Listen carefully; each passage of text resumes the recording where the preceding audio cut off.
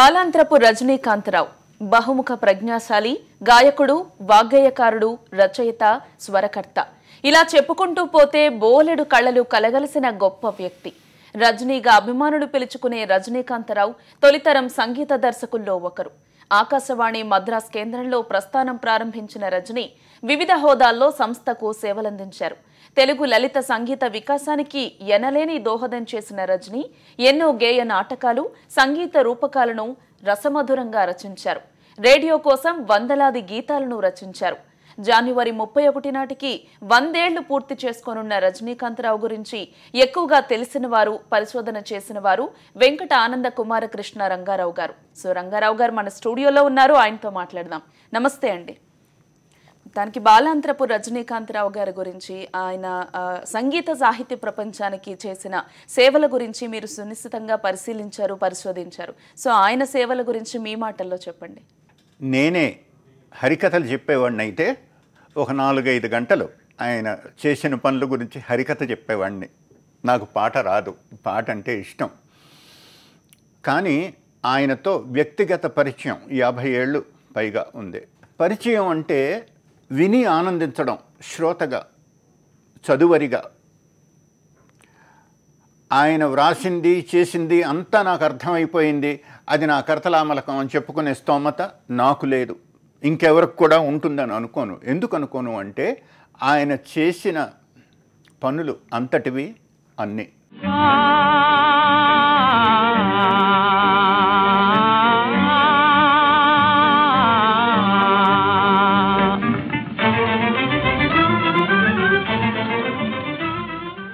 (1950) ప్రాంతంలో నాకు 10-11 ఏళ్ళు ఉంటాయి.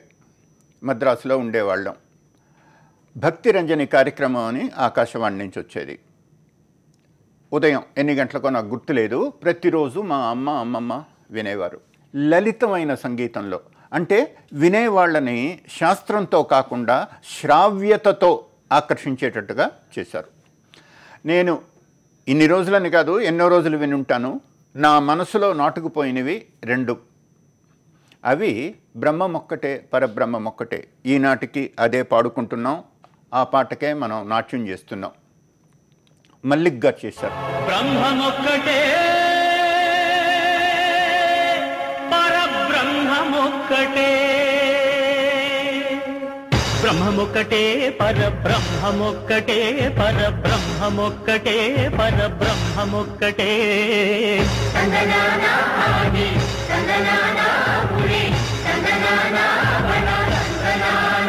పరబ్రహ్మమొక్కటే, పరబ్రహ్మమొక్కటే. అదే సమయంలో విన్నపాలు వినవలే వింత వింతలు, ఆ పాట ఈనాటికి అదే వరుసలో పాడుకుంటున్నాం. రజనీకాంతరావు గారు చేశారు. విన్నపాలు వినవలే వింత వింతలు, వనగపుదోమ చెరపైకెత్తవేలయ్యా. విన్నపాలు వినవలే వింత వింతలు, వనగపుదోమ చెరపైకెత్తవేలయ్యా. విన్నపాలు వినవలే వింత వింతలు. ఈ 2 పాటల ద్వారానే నాకు వీరిద్దరు కంఠాలతో పరిచయం. అన్నమయ్య అనే ఒక వాగ్గేయకారుడు ఉండేవాడు అన్న సంగతి కూడా ఈ 2 పాటల ద్వారానే నాకు తెలిసింది. 1955లో, 57లోనో 58లోనో ఆంధ్ర వాగ్గేయకార చరిత్రం అనే పుస్తకం రాశారు. ఇది 3వ ఎడిషన్.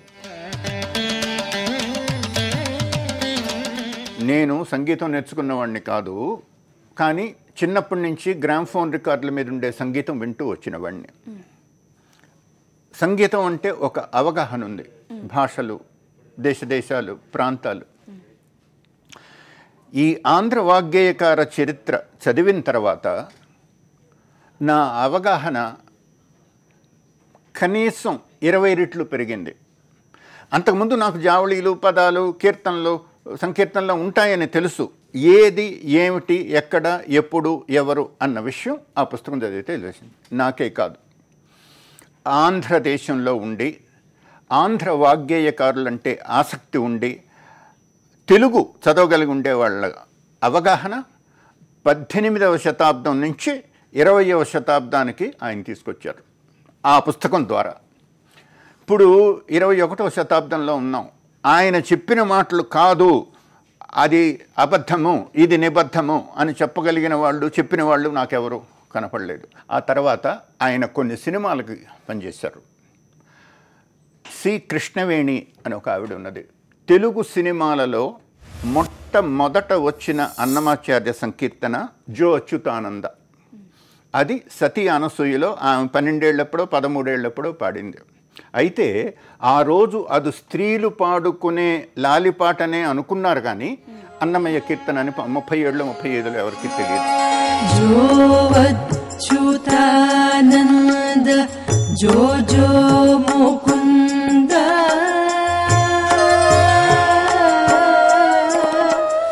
రావే పరమానంద రామ గోవింద.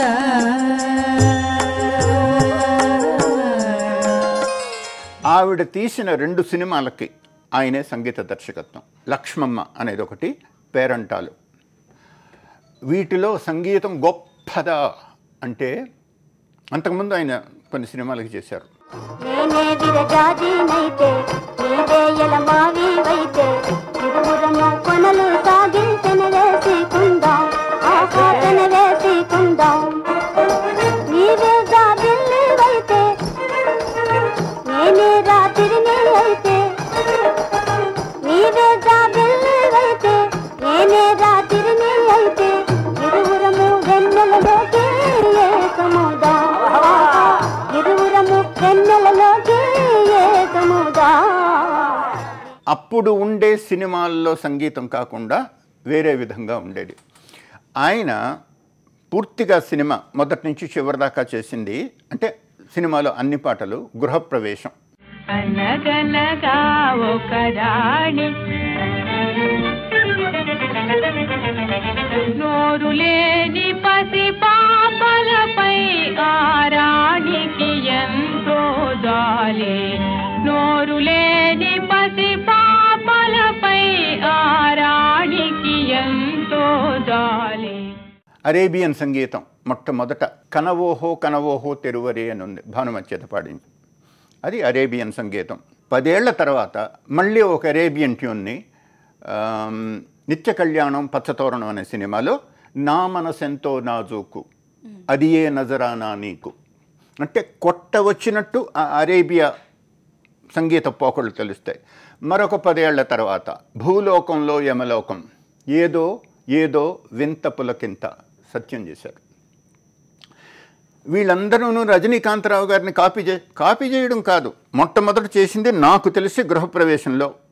ఆ తర్వాత రత్నమాలలో చిలక అని ఒక పాటకు కూడా కొంచెం, రత్నమాలలో అన్ని పాటలు ఆయన చేయలేదు, కొన్ని పాటలే చేశారు. అలా కొన్ని పాటలు చేసిన సినిమాలు చాలా ఉన్నాయి. ఊరేది పేరేది అనేది రాజమకుటం సినిమాలో.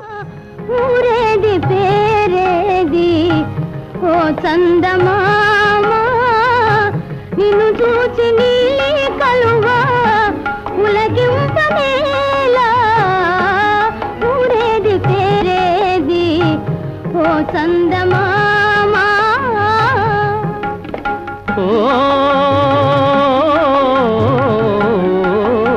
జాబిల్లి నీలి కలువా విడరానిదంట ఊరేల పేరేలా ఓ కలువ బాల ఊగేటి తూగేటి ఓ కలువ బాల. తాధిమి తక్కదిమి తొలుబొమ్మ దీని తమాషా చూడవే మాయబొమ్మ అని బంగారు పాపలు. తాదిమి తకదిమి తోల్ బొమ్మ దీని తమాస చూడవే కిల్ బొమ్మ దీని తమాస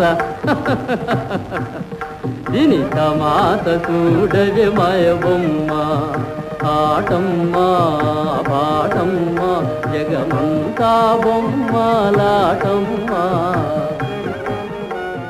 సర్వసాధారణంగా ఆయన రచనలకే ఆయన వరుస కట్టుకున్నారు, కొన్ని ఇతరుల రచనలకు కూడా కట్టారు. వాటి గొప్పదనం ఏంటంటే ఆనాడు వినవస్తున్న లలిత సంగీతానికి కానీ సినిమాల్లో సంగీతానికి కానీ దగ్గరగా ఉండేవి కావు. ఒక విధమైన ప్రత్యేకమైన స్వరూపం. వెంటనే ప్రజలందరూ పాడేసుకున్నారంటే అన్నీ పాడుకోలేదు. ఒక సినిమాలో 4 పాటలు ప్రజాదరణ పొందుతాయి, 3 పొందుతాయి. అలాగా ఇప్పుడు అందరికీ తెలిసింది మలయ మారుత రాగంలో తెలుగు సినిమా పాట కొండగాలి తిరిగింది పెండియాల. గొప్పగా చేశాడు. కొండగాలి తిరిగింది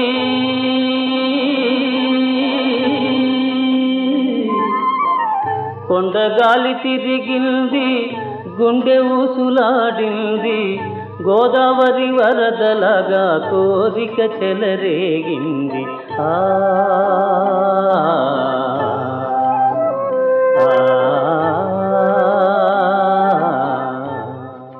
నన్ను అడిగితే ఏది గొప్ప పాట అనేది పెండియాల గారు చేసిన కొండగాలి తిరిగిందే అంటాను. కానీ ఏది మొదటిది అంటే రజనీకాంతరావు గారు ఓ మలయ. అలాగే మీకు ఆయనతో చాలా అనుబంధం ఉంది, 50 ఏళ్ల అనుబంధం. ఎందుకు? ఆయన చేసిన పనుల ద్వారా. మా ఇంటి పక్కన లేడు ఆయన, మా చుట్టం కాదు, మా పక్కం కాదు. ఆయన చేసిన పనుల ద్వారా, వ్రాసిన పుస్తకాల ద్వారా, వాటి ద్వారా నాకు ఎటువంటి తెలివిడి కలిగిందో దాని ద్వారా ఆయన అంటే అభిమానం.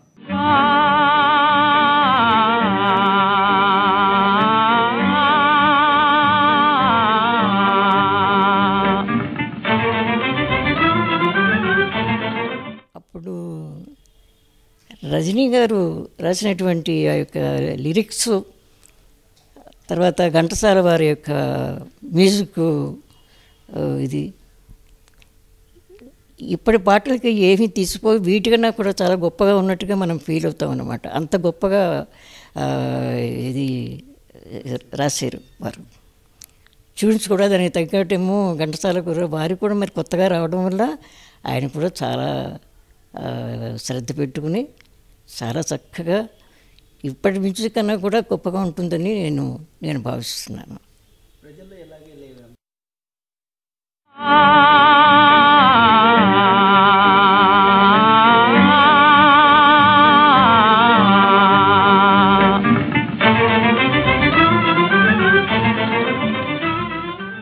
సూర్యకుమార్ చేత ఎన్నో మాది స్వతంత్ర దేశం, ఓహోహో స్వాతంత్రదేవి, చిన్నదోయిన హృదయనావా, స్వప్న జగతిలో ఛాయావీణ, ఎన్నో పాటలు పాడించారు.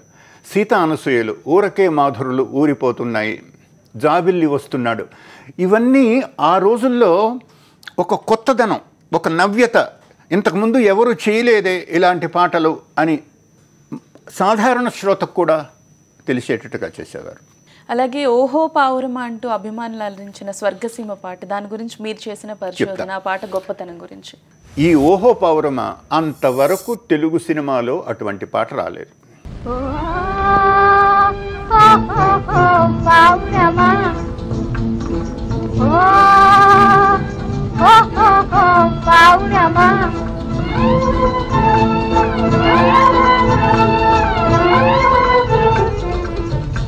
तेरे पावरमा हो पावरमा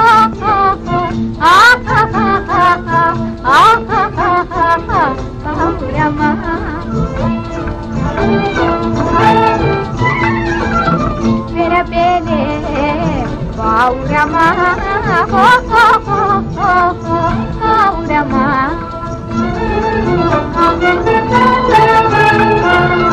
తరుణ యౌవనం పొంగి పొరలు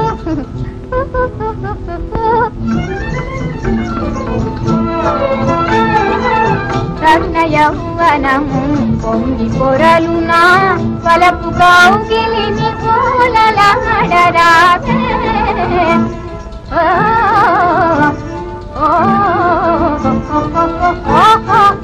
పావురమా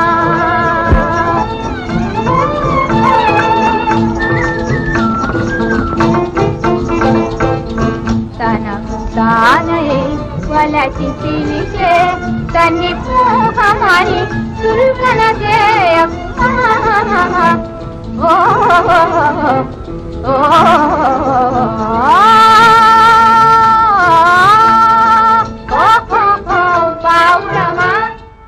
అది 43లోనో 44లోనో వచ్చింది స్వర్గసీమ, 45 కావు. ఆ తర్వాత 40 ఏళ్ల సమయంలో బిఎన్ రెడ్డి గారు కానీ, రజనీకాంతరావు గారు కానీ, భానుమతి కానీ వీళ్ళందరూ చెప్పింది ఏమిటి? బ్లడ్ అండ్ శాండ్ అనే సినిమా మేము స్వర్గసీమ తీస్తున్న రోజుల్లో క్యాసినో సినిమా థియేటర్లో వేశారు. అది మేము ముగ్గురం చూసాము. అందులో చేతిలో గిటార్ పట్టుకొని రీటా హేవర్త్ ఓ పాట పాడింది. ఆ పాటను అనుకరించి చేశారు.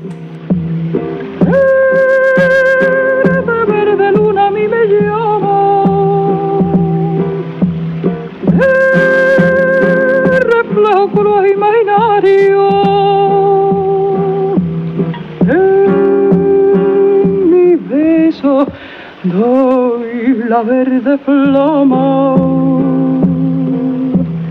verde luna, tu tienes mar fario. అది ఎప్పుడు 43లోనే ఎప్పుడో జరిగింది. నేను 78లో ఇంగ్లాండ్ వెళ్ళినప్పుడు చిన్నప్పుడు ఎప్పుడో చూశాను, నాకు గుర్తులేదు. అది సంపాదించాను, అక్కడ చూశాను. వాళ్ళు ఇవ్వడానికి ఇష్టపడలేదు, ఎందుకంటే అది కొనుక్కోవడానికి దొరికేది కాదు. ఇక్కడికి వచ్చిన తర్వాత హైదరాబాద్లో నాకు తెలిసిన విజయవర్ధన్ అని ఒక ఆయన ఉన్నారు. ఆయన ద్వారా ఆ పాట నేను సంపాదించాను. నేను 15 ఏళ్ల కిందట రాశాను. ఇలాగ బిఎన్ రెడ్డి, రజనీకాంతరావు, భానుమతి వీళ్ళందరూ చెప్తున్నారు బ్లడ్ అండ్ శాండ్లో ఆవిడ రీటా హేవర్త్ పాడిన పాటను అనుసరించేశామని. వాళ్లకు ఉద్దేశం అదైతే అయి ఉండొచ్చును, కానీ ఆ పాట సంబంధం లేదు. ఇప్పుడు నేను ఆ పాట సంపాదించి తీసుకొచ్చాను. మీరు ఆ పాట చూస్తే ఓహో పావురమా వింటే ఆ రెండింటికి సంబంధం లేదు. ఇది స్పానిష్ పద్ధతిలో ఉంటుంది. ఓహో పావురమాలో అక్కడక్కడ అరేబియన్ సంగీత ఛాయలు తెలుస్తాయి.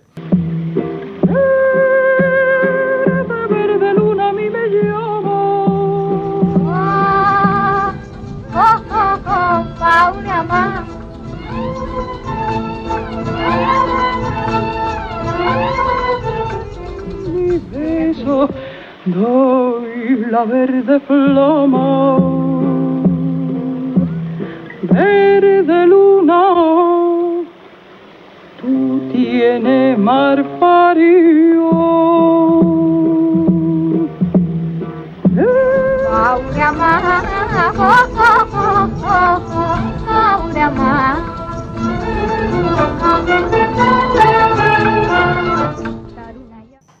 పాశ్చాత్య సంగీతంలో హార్మోనిక్స్, కార్డ్స్ అని ఉంటాయి.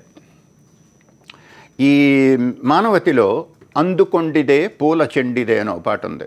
బాలసరస్వతి, సీత, అనసూయ, వింజమూరు సోదరులు పాడారు. ఎంత తమాషగా ఉంటుందంటే అది వింటే బంతి ఎగురుతూ ఉన్నట్టుగా ఆ సంగీతంలో కూడా అందుకొండిదే అని సీత, అనసూయ అందుకొండిదే అని బాలసరస్వతి అంటుంది. ఆ రోజుల్లో అది వింటే అదొక గగుర్పాటు, అదొక పరవశం, అదొక పిచ్చి. ఆ రోజుల్లో మాకు 15 ఏళ్ళు ఉంటాయి, 12 ఏళ్ళు ఉంటాయి, 20 ఏళ్ళ దాకా ఉండొచ్చు. ఆ పాట విని ఏమిటి ఈ కొత్తదనం అని ఒక గగుర్పాటు. అది ఇప్పుడు నేను మీకు చెప్పలేకపోతున్నాను. మేము ఆ రోజు అనుభవించింది. చెప్పకపోయినా అది మిమ్మల్ని చూస్తే అర్థమవుతుంది. కానీ మీరు ఎంత ఎంజాయ్ చేసేవాళ్ళు అప్పటి పాటల్ని. అలాగే సంకలనం చేశారు అన్నమాచార్యులు వారి పాటల్ని. తందనాన అని కానీ, బ్రహ్మమొక్కటే పాటలు కానీ, ఈ పాటలన్నీ ప్రజలందరికీ తెలియవు. సంగీతం ఎవరెవరికైతే కాస్త ప్రవేశం ఉందో వాళ్ళకి మాత్రమే తెలిసిన పాటలు. కానీ ఇప్పుడు ప్రజలందరికీ చేరువైన పాటల్లో ఇవి కూడా ఒకటి. సో ఎలా ప్రజలకు చేరువ చేశారు రజనీ గారు? చూడండి, భక్తి రంజనిలో ఆయన మల్లిక్ చేసిన పాట ఒక్కటే నాకు తెలిసింది, తందనాన బ్రహ్మం ఒక్కటే.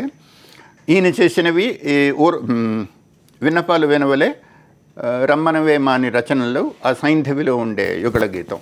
ఆ తర్వాత ఆయన తిరుపతిలో ఈ అన్నమాచార్య ప్రాజెక్టుకి డైరెక్టర్గా ఉండి ఎన్నో పాటలు చేయించారు. బాలాంతరపు రజనీకాంతరావు గారు ఆధునిక సంగీతాన్ని, పారంపర్యంగా వచ్చిన శాస్త్రీయ కర్ణాటక సంగీతాన్ని మనసులో పెట్టుకొని ఆ వరుసలు చేశారు. అందుకోసం వాటికి ఆ ప్రత్యేకత. నిండార రాజు నిద్రించు నిద్రయునొకటే, అండనే బంటు నిద్రాదియునొకటే,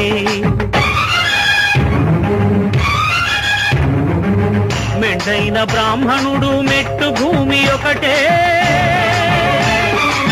మెండైన బ్రాహ్మణుడు మెట్టు భూమి ఒకటే, చండాలుడుండేటి సరి భూమి ఒకటే, బ్రహ్మమొక్కటే పరబ్రహ్మమొక్కటే అలాగే గేయ సాహిత్యం అంటే ఒకప్పుడు భక్తి పాటలకే పరిమితం, కానీ అది జనబాహుళ్యంలోకి తీసుకురావడానికి రజనీ గారు చేసిన కృషి ఎలాంటిదంటారు? చూడండి, ప్రజలకి ఏ విధంగా చేస్తే నచ్చుతుందో అని మనకొక అవగాహన ఉంటుంది. అలా నచ్చాలని లేదు. ఇప్పుడు అలా నచ్చాలని ఉంటే ప్రతి సంగీత దర్శకుడు చేసిన ప్రతి పాట కూడా హిట్ అయిపోవాలి కదా, అలా కాదు.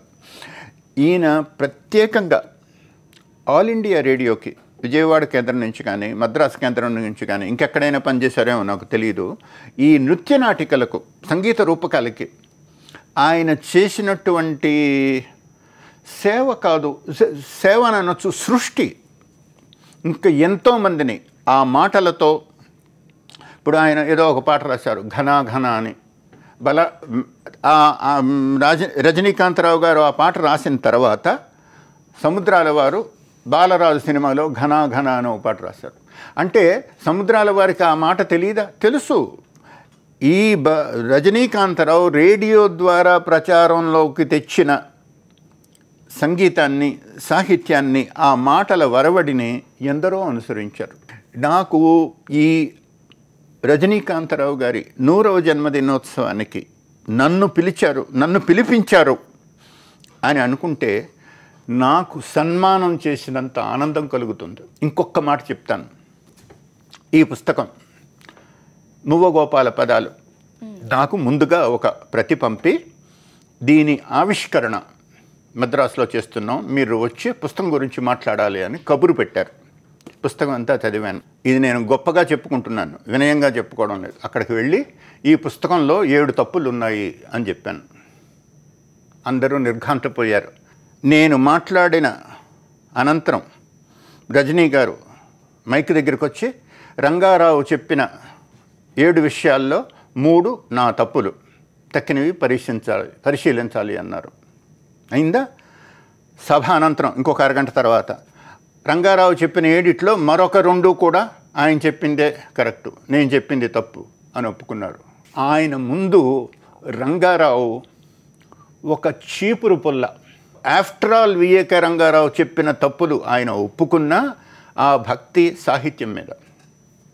సో రజనీ గారు లాంటి గొప్ప వ్యక్తుల దగ్గర నుంచి, గొప్ప కళాకారుల దగ్గర నుంచి ఈ తరం వారు నేర్చుకోవాల్సిన అంశాలు ఏంటంటారు ముఖ్యంగా? అసలు ఈ తరం వాళ్ళకి ఆయన గురించి తెలుసునా? తెలియజేయవలసిన బాధ్యత మనది. ఇప్పుడు పాఠ్యభాగాల్లో ఫలాని వాళ్ళ గురించి, వీరేశలింగం గారి గురించి, చిలకమర్తి లక్ష్మీ నరసింహం గురించి, అన్నమాచార్యుల గురించి, వీరందరి గురించి పాఠాలు పెడుతున్నారా? రజనీ గురించి పెట్టవలసిన అవసరం లేదు.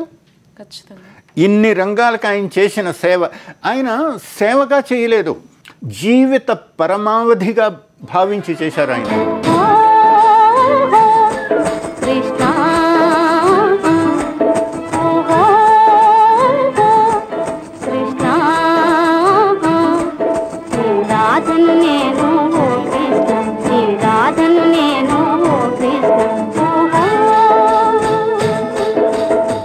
అలాగే రజనీ గారి గురించి తెలిసిన వాళ్ళు, అభిమానించే వాళ్ళు అంటే మీ తరం వాళ్ళు చాలా మంది ఉండి ఉంటారు. అలాగే మీరు ఇష్టపడే వాళ్ళు కూడా రజనీ గారు కాకుండా ఇంకా ఎక్కువ మంది ఉండి ఉండొచ్చు.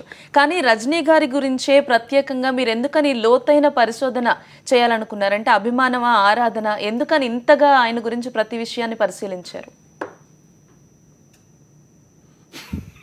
దీనికి ఏమని చెప్పను, నేను ఇన్ని వందల వేల పాటలు ఇన్ని భాషల్లో వింటూ వచ్చినాను కాబట్టి నా కొలమానం కేవలం నా స్పందన, నా చెవి, నా మనసు, నా ఆలోచన దీని మీద ఆధారపడే ఉంటుంది. ఇదే అందరూ ఉపయోగించవలసిన కొలమానం అని నేను చెప్పను. అది నాది. మీకు నచ్చితే సరే, మీకు నచ్చలేదు ఒరే వదిలే. అలాగే ఆయన ఎన్నో మంచి మంచి పుస్తకాలు రాశారని చెప్తున్నారు. మాకు తెలియని అటువంటి అద్భుతమైన పుస్తకాలను ఈరోజు మీరు మాకు పరిచయం చేశారు. సో ఆ పుస్తకాల గొప్పతనం గురించి, అలాగే ఆ పుస్తకం గురించి రాసేటప్పుడు ఆయన ఎంత వర్క్ చేసేవారు మీకు తెలిసి? నాకు తెలియదు. ఆయన ఈ పుస్తకం చూస్తే ఒక 10 ఏళ్ళు రోజుకు 2-3 గంటలు ఆయన పరిశ్రమించి ఉంటారు. అంటే ఈ పుస్తకం రాయడం కోసమే చేశారా లేదా అని నాకు తెలియదు. సంగీతం ఏమిటో తెలుసుకోవాలనే దృష్టితో ఎన్నో చేసి ఉంటారు. సంగీతం అంటే ఏంటి, దాని స్వరూపం ఏంటి, స్వభావం ఏంటి, రంగు ఏమిటి, రుచి ఏమిటి, రూపం ఏమిటి తెలుసుకోవడానికి చేసి ఉంటారు. ఈ పుస్తకం వ్రాద్దాము అన్న సంకల్పం కలిగిన తర్వాత దాన్ని ఆ వివరాలన్నీ సర్దుకొని ఉంటారు. అది ఇందులో ప్రవేశపెట్టారు. సంగీత సాహిత్య ప్రపంచానికి ఎనలేని సేవలు అందించిన రజనీకాంతరావు గురించి ఈరోజు మీరు ఎన్నో విషయాలు మాకు చెప్పారండి. Thank you so much. మీ పరిశీలనలో ఎన్నో అద్భుతమైన విషయాలు సాక్షి ప్రేక్షకులకు కూడా అందించారు. ధన్యవాదాలు. మనస ఆయనకి సాష్టాంగ ప్రణామం చేయడానికి మీ సాక్షి అవకాశం ఇచ్చారు. అందుకు నేను కృతజ్ఞుడిని. ఇది ఇవాల్టి special discussion. Stay with us.